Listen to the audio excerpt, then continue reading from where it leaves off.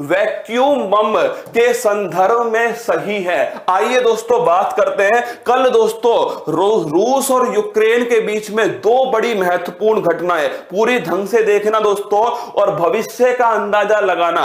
एक दोस्तों क्या हुआ, यूक्रेन ने ऐसा दावा किया है, क्या यूक्रेन ने ऐसा दावा किया है कि दोस्तों रूस ने उसके ऊपर वैक्यूम बम का दोस्तों उपयोग किया गया। किसके द्वारा दोस्तों, किसने दावा किया है? यह दावा किया यूक्रेन ने। किसने? यूक्रेन ने दावा किया है कि रूस के ऊपर, यूक्रेन ने दावा किया कि रूस ने उसके ऊपर वैक्यूम बम का दोस्तों इस्तेमाल किया है। किसका? वैक्यूम बम का यूज किया है। आपके दिमाग में सवाल आएगा कि वैक्यूम बम होता क्या है? एक्चुअली में दोस्तों इस बम को कहते हैं थर्मो बैरियर विस्फोटक। क्या? एक लाइन, एक दोस्तों पॉइंट लिख लीजिए, इस बम को थर्मो बैरियर विस्फोटक भी दोस्तों कहा जाता है। ये दोस्तों इतना विशाल बम है ना, इसको चलाने के लिए, क्या इसे दोस्तों, इसे विस्फोट कराने के लिए बड़ी मात्रा में दोस्तों उच्च तापमान चाहिए। किसको? अब दोस्तों ये आपके सामने फोटो है, अगर पूछे इसमें क्या होता है, इसमें दोस्तों इस एयरक्राफ्ट के द्वारा ये दोस्तों बम गिराया गया। क्या इस एयरक्राफ्ट के द्वारा ये दोस्तों आपके बम जो है वो दोस्तों गिराया गया। इसके लिए मैंने कहा, इसके लिए उच्च तापमान चाहिए विस्फोट होने के लिए। किसके लिए? विस्फोट होने के लिए उच्च तापमान चाहिए। और कोई भी वस्तु अगर जलती है तो उसमें दोस्तों ऑक्सीजन लगती है। क्या ध्यान रखिएगा, जलने के लिए दोस्तों किसकी जरूरत है? ऑक्सीजन की जरूरत है जलने के लिए। पड़ोसी के जलने के लिए दोस्तों तुम्हारा सिलेक्शन ही काफी है, तुम्हारा सिलेक्शन काफी है पड़ोसी के जलने के लिए।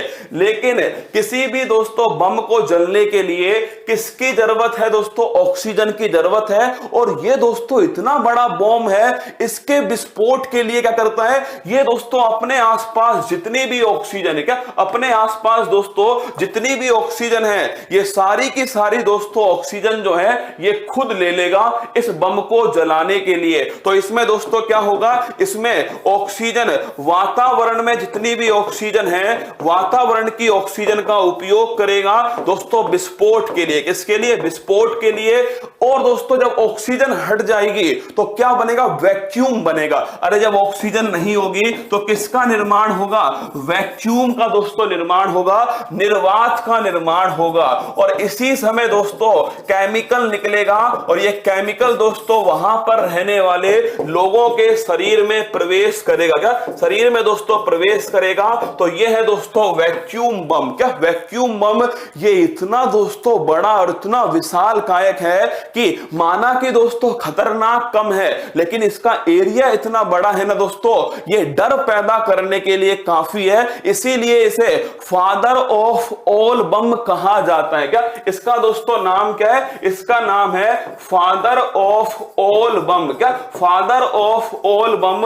इसे दोस्तों बड़ा धमाका, तो फादर ऑफ ऑल बम इसे दोस्तों कहा जाता है। यूक्रेन ने दावा किया है कि रूस ने उसके ऊपर दोस्तों इसका इस्तेमाल किया है। इसमें दोस्तों यही होता है कि आसपास जितनी भी ऑक्सीजन है उसका उपयोग दोस्तों किसके लिए करता है? उसका उपयोग विस्फोट के लिए करता है, जिससे वैक्यूम क्रिएट होता है। क्या वैक्यूम क्रिएट होता है? और वैक्यूम के अंदर केमिकल दोस्तों क्या होता है? मानव शरीर के अंदर प्रवेश करा दिया जाता है। यह तो दोस्तों सवाल हो गया। अब मैं आपके सामने एक वीडियो लेकर आऊंगा दोस्तों। सबसे पहली बात सुनिएगा, कल दोस्तों यह है यूक्रेन के राष्ट्रपति। क्या यूक्रेन के राष्ट्रपति, इन्होंने यूरोपियन यूनियन को दोस्तों क्या किया है? यूरोपियन यूनियन को दोस्तों संबोधित किया। इन्होंने ऑनलाइन दोस्तों यूरोपियन यूनियन जो है उसे संबोधित किया। कल की क्लास में मैंने आपको पढ़ाया था दोस्तों कि यूरोपियन यूनियन में शामिल होना चाहता है कौन? यूक्रेन। कल की क्लास में याद करो, यूरोपियन यूनियन का मुख्यालय ब्रुसेल्स। वर्तमान में देश कितने? 27 है। इसमें शामिल होने की बात किसने कही दोस्तों? शामिल होने की बात यूक्रेन के द्वारा दोस्तों की गई। अब दोस्तों यूक्रेन के राष्ट्रपति जेलेंस्की, किसने? जेलेंस्की ने दोस्तों एक स्पीच दी है यूरोपियन यूनियन के अंदर। और इन्होंने क्या बोला? इन्होंने बोला आवर सिटी आर ब्लॉक, हमारी सिटी ब्लॉक है, but nobody will break us, लेकिन कोई भी हमें तोड़ नहीं सकता। ये दोस्तों जेलेंस्की ने आपके यूरोपियन यूनियन के अंदर कहा कि हमारी सिटी ब्लॉक कर दी गई है, हमें सब तरफ से घेर लिया गया है, हमारी सिटी के अंदर दोस्तों कीव के अंदर, खार्किव के अंदर सेना है, मान लिया, लेकिन कोई हमें तोड़ नहीं सकता, कोई हमसे जब तक दोस्तों हम खड़े यहां पर हमारा देश नहीं छीन सकता। और इस लाइन को सुनकर दोस्तों पूरे यूरोपियन यूनियन ने स्टैंडिंग ओवेशन दी दोस्तों, किसको? जेलेंस्की को। ताली बजाकर पूरा यूरोपियन यूनियन खड़ा होकर दोस्तों स्टैंडिंग ओवेशन देता है, किसको? आपके दोस्तों जेलेंस्की को। वो वीडियो मैं आपके सामने चलवा रहा हूं दोस्तों, इस वीडियो को देखना और तालियों की गड़गड़ाहट आपके कान के अंदर दोस्तों पड़ने वाली है।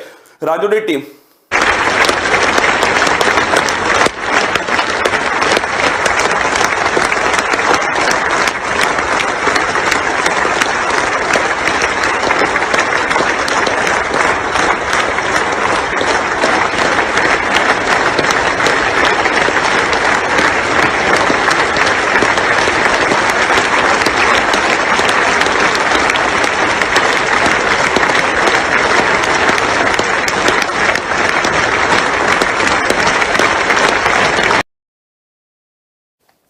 आपने वीडियो दोस्तों सुनी होगी, उसमें देख रहे होंगे आप पूरा यूरोपियन यूनियन दोस्तों तालियां बजा रहा है, किसके लिए? जेलेंस्की की इस लाइन के लिए, इस बहादुरी के लिए दोस्तों, कि पूरा दोस्तों हमारा शहर घिरा हुआ है, लेकिन फिर भी दोस्तों हम टूटेंगे नहीं, हम हार नहीं मानेंगे। एक्चुअली में दोस्तों जेलेंस्की का जैसे जैसे समय दोस्तों निकल रहा है ना, जेलेंस्की का दोस्तों आपके विश्वास जो है, वो कॉन्फिडेंस दोस्तों बढ़ता जा रहा है, जैसे जैसे दोस्तों युद्ध का समय बढ़ता जा रहा है। अब देखिए दोस्तों हमारी विदेश मंत्रालय ने क्या कहा, अभी सुनना दोस्तों, महत्वपूर्ण बात है। हमारे फॉरेन सेक्रेटरी ने कहा है कि जैसे भी हो बस तुम कीव से बाहर निकल जाओ। दोस्तों हमारी फॉरेन सेक्रेटरी जो है हर्षवर्धन श्रृंखला, उन्होंने क्या कहा? उन्होंने कहा कि सभी भारतीय नागरिक यूक्रेन की राजधानी कीव से रवाना हो गए, सबको कीव छोड़ देना, क्या किसी को भी राजधानी में नहीं रहना, जैसे भी हो तुम तो बस कीव से बाहर निकल जाओ। सभी दोस्तों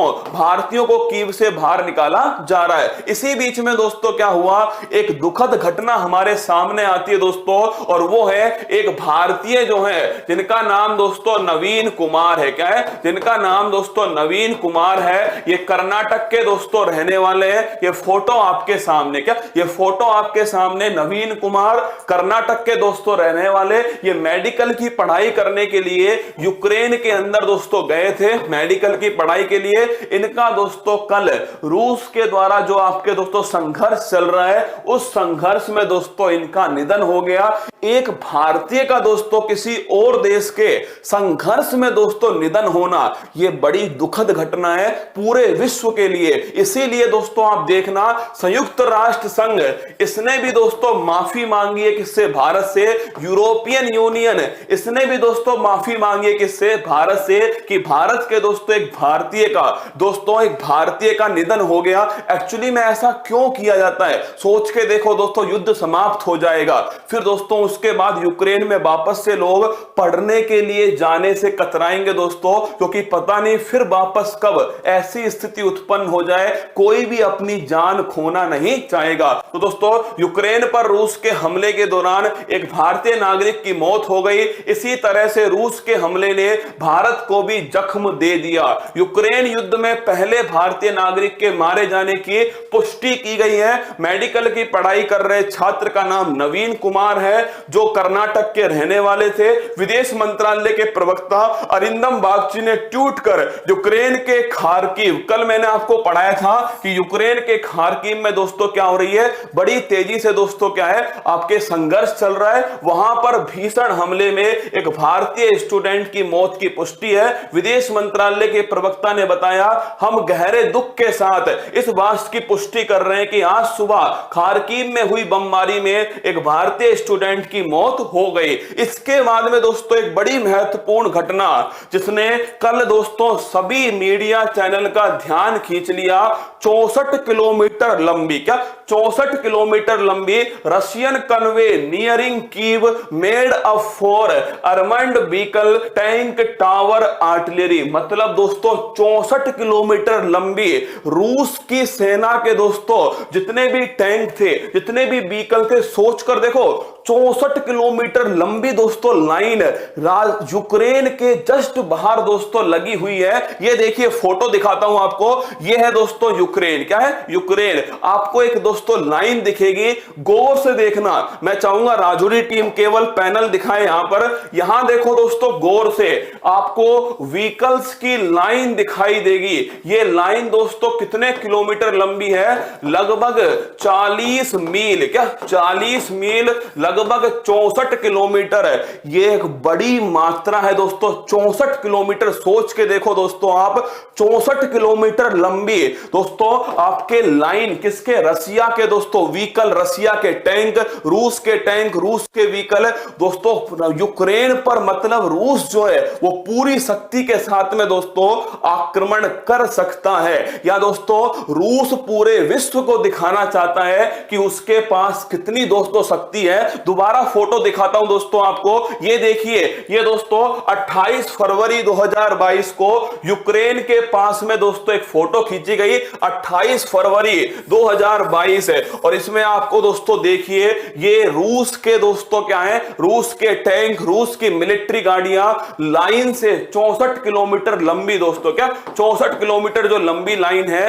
वो लगी हुई थी दोस्तों यूक्रेन के बाहर। ये देखिए फोटो दोस्तों आपके सामने, मैंने आपके सामने 2-3 फोटो दिखाई है। ये एक बड़ा संकेत है कि भविष्य में दोस्तों आज का दिन रूस यूक्रेन के लिए बड़ा संकट का दिन हो सकता है कि अगर ये 64 किलोमीटर लंबी दोस्तों मिलिट्री जो है अगर रूस के अंदर एंट्री करती है, मतलब दोस्तों सोच कर देखिए ये महाविनाश की ओर बढ़ता हुआ कदम है। और जब दोस्तों ये एंट्री कर रहे थे ना, यूक्रेन की दोस्तों जनता जो है इनके सामने खड़ी हो गई। सोच के देखो 64 किलोमीटर लंबी दोस्तों वाहनों की मिलिट्री दोस्तों सामने खड़ी है, उसके सामने यूक्रेन की जनता खड़ी हो गई। और यूक्रेन की जनता दोस्तों मिलिट्री में से दोस्तों आर्मी मैन बाहर निकलता है और वो आपस में बातचीत कर रहे हैं दोस्तों। क्या मार्मिक दृश्य था कि यूक्रेन की जनता सामने और दोस्तों 64 किलोमीटर लंबी, इतनी लंबी दोस्तों वाहनों की लाइन, फिर भी दोस्तों यूक्रेन की जनता और आर्मी मैन आपस में बातचीत कर रहे हैं और बार बार कह रहे हैं, बार बार दोस्तों कहा जा रहा है कि हाँ अरे भाई उसका पूरा नाम जो है ना वो दोस्तों सरकप्पा, तो उसका नाम है लिखा हुआ है यहां पर देखो, ये सरकप्पा जो है ना दोस्तों, नवीन जो है ये तो मतलब सरकप्पा नाम बिल्कुल सही कह रहे हैं आप। ये शेखरप्पा जो है ना असली नाम दोस्तों रिवेल नहीं करते हैं, एक्चुअली में शेखरप्पा है ना, हाँ असली नाम दोस्तों रिवेल नहीं करते हैं, समझो बात को ना। ये शेखरप्पा नाम है, नवीन शेखरप्पा, क्या नवीन शेखरप्पा इसका पूरा नाम था, असली नाम रिवेल नहीं करते, इसलिए मैंने केवल नवीन कुमार बोला, क्या इसीलिए नवीन कुमार बोला। इसके बाद में दोस्तों तीसरी घटना, कीवी टीवी टावर पर क्या हुआ? कीवी टीवी टावर पर रूस ने दोस्तों हमला किया और 5 लोगों की इसके अंदर मौत हो गई। यह है दोस्तों क्या? Kiwi TV tower. इसके बाद में दोस्तों यूक्रेन के राष्ट्रपति जेलेंस्की ने किससे दोस्तों जो बाइडेन से बातचीत की है, क्या जो बाइडेन से बातचीत की है कि रूस के ऊपर और दोस्तों क्या हो, डिफेंस संबंधित रूस के ऊपर क्या लगाया जाए और दोस्तों सैंक्शंस लगाए जाए। जेलेंस्की ने दोस्तों ये कहा। इसके बाद में अगला पॉइंट दोस्तों, बेलारूस के नेता ने पुतिन से मिन्स्क के पास और S-400 मिसाइल तैनात करने के लिए कहा, क्योंकि आज दूसरी बैठक होने वाली है। क्या आज दोस्तों 2 मार्च को रूस और यूक्रेन के बीच में दूसरी बैठक होने वाली है। वही बेलारूस के नेता ने क्या कहा है? इसने कहा दोस्तों कि मिन्स्क के पास, मिन्स्क मतलब राजधानी रूस की, इसके पास में S-400 मिसाइल तैनात की जाए। ये S-400 क्या है दोस्तों? दोस्तों कोई दूसरे देश की मिसाइल आए तो उसे हवा में ही नस्ते नाबूद कर दे। क्या दूसरे देश की मिसाइल, 1 मिनट पहले की दोस्तों खबर है, दूसरे देश की मिसाइल को हवा में दोस्तों नस्ते नाबूद कर देगी कौन? हवा में नस्ते नाबूद कर देगी S-400। इसे बोलते हैं दोस्तों एयर डिफेंस सिस्टम। क्या इसे बोलते हैं? Air defence system S-400। Belarus ने मांग की है क्योंकि बेलारूस में दोस्तों रूस के बहुत सारे टैंक, रूस की आर्मी और रूस के दोस्तों परमाणु दोस्तों जो बम है वो कहां स्थित है? बेलारूस के अंदर। तो बेलारूस ने कहा है कि हो सकता है हमारे ऊपर अटैक हो जाए, इससे पहले तुम क्या करो, इससे पहले हमें S-400 जो मिसाइल जो है ना वो भेज दो भाई साहब। हमारी क्यों ऐसी तैसी कर रहे हो, फटाफट भेजो। क्या एयर डिफेंस सिस्टम। ये सारी बातें रूस की दोस्तों, रूस यूक्रेन की मैंने आपके सामने रख दी है। आज दोस्तों बैठक होने वाली है, दूसरी बैठक रूस यूक्रेन की, और आप दोस्तों दुआ कीजिएगा कि यह मामला सिमट जाए। क्या यह मामला सिमट जाए? अंत में दोस्तों नुकसान उसी व्यक्ति को होगा जिसका परिवार का कोई व्यक्ति दोस्तों समाप्त हो जाएगा।